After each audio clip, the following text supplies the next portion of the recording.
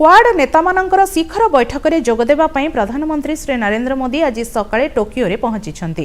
हेनिडा अंतर्जातीय विमानबंदर रे पहुंचीबा परे प्रधानमंत्री को विपुल स्वागत संबर्धना दिया जायतिला।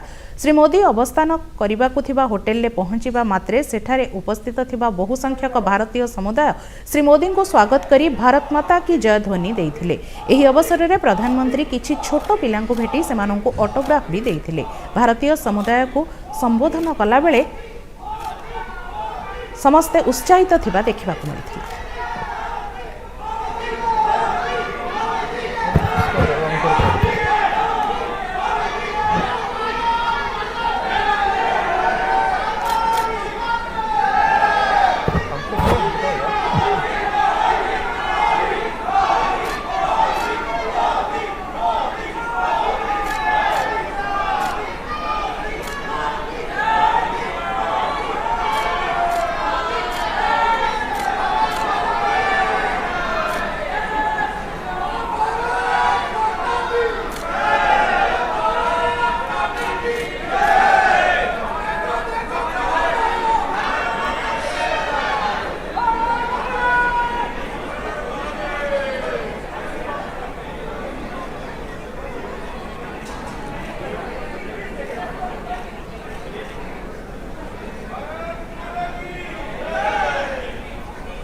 तो कोई स्टिक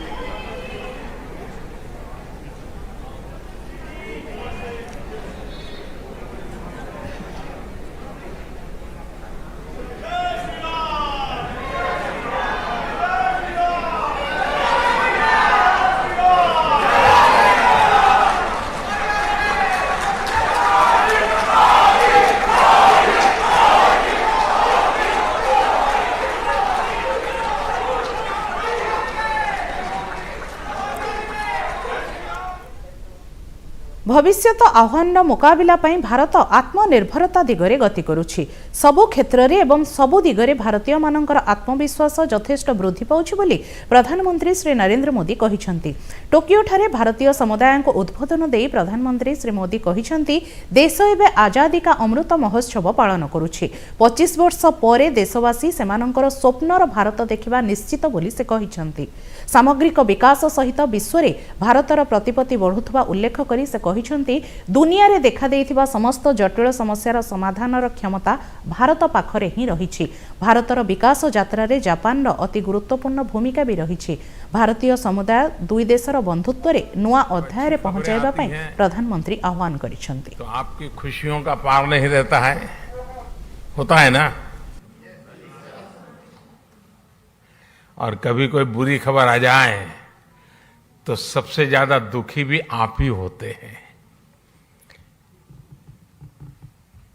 ये विशेषता है हम लोगों की कि हम कर्म भूमि से तन मन से जुड़ जाते हैं, खप जाते हैं, लेकिन मातृभूमि के जो जड़ों से जुड़ाव है उससे कभी दूरी नहीं बनने देते हैं।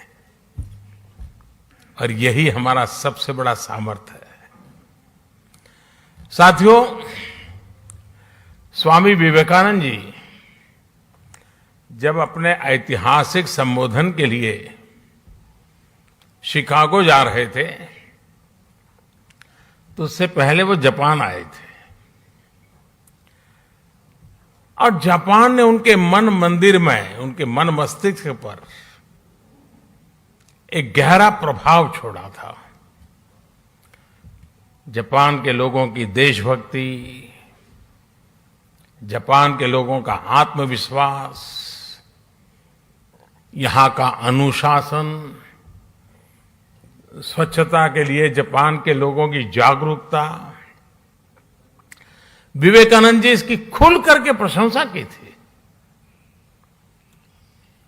गुरुदेव रविंद्रनाथ जी टैगोर ये भी कहते थे,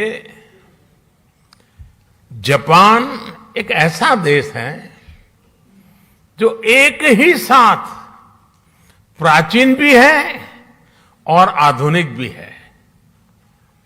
और टैगोर ने कहा था, Japan has come out of the immemorial East like a lotus blossoming in easy grace. All the while, keeping its firm hold upon the profound depth for which it has sprung. यानी कहना वो चाहते थे कि Japan कमल के फूल की तरह जितनी मजबूती से अपनी जड़ों से जुड़ा है, उतनी ही भव्यता से वो हर तरफ सुंदरता को भी बढ़ाता है। हमारे इन महापुरुषों की ऐसी ही पवित्र भावनाएं जापान के साथ हमारे संबंधों की गहराइयों को स्पष्ट करती हैं। साथियों, इस बार जब मैं जापान आया हूं तो हमारे डिप्लोमेटिक संबंधों को 70 साल होने जा रहे हैं, 7 दशक। साथियों, आप भी यहां रहते हुए अनुभव करते होंगे, हिंदुस्तान में भी हर कोई अनुभव करता है कि भारत और जापान नेचुरल पार्टनर है। भारत के विकास में, भारत की विकास यात्रा में जापान की महत्वपूर्ण भूमिका रही है। जापान से हमारा रिश्ता आत्मीयता का है, अध्यात्म का है। जापान से हमारा रिश्ता सहयोग का है, अपनेपन का है। और इसलिए एक प्रकार से इस रिश्ता हमारा सामर्थ्य का है, ये रिश्ता सम्मान का है, और ये रिश्ता विश्व के लिए साझे संकल्प का भी है। जापान से हमारा रिश्ता बुद्ध का है, बोध का है, ज्ञान का है। हमारे महाकाल है तो जापान में दाइकोकुतेन है। हमारे ब्रह्मा है तो जापान में बोनतेन है। हमारी मां सरस्वती है तो जापान में बेंजाइतेन है। हमारी महादेवी लक्ष्मी है तो जापान में किचिजोतेन है।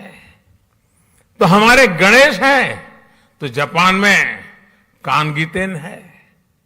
जापान में अगर जैन की परंपरा है तो हम ध्यान को, मेडिटेशन को आत्मा से साक्षात्कार का माध्यम मानते हैं।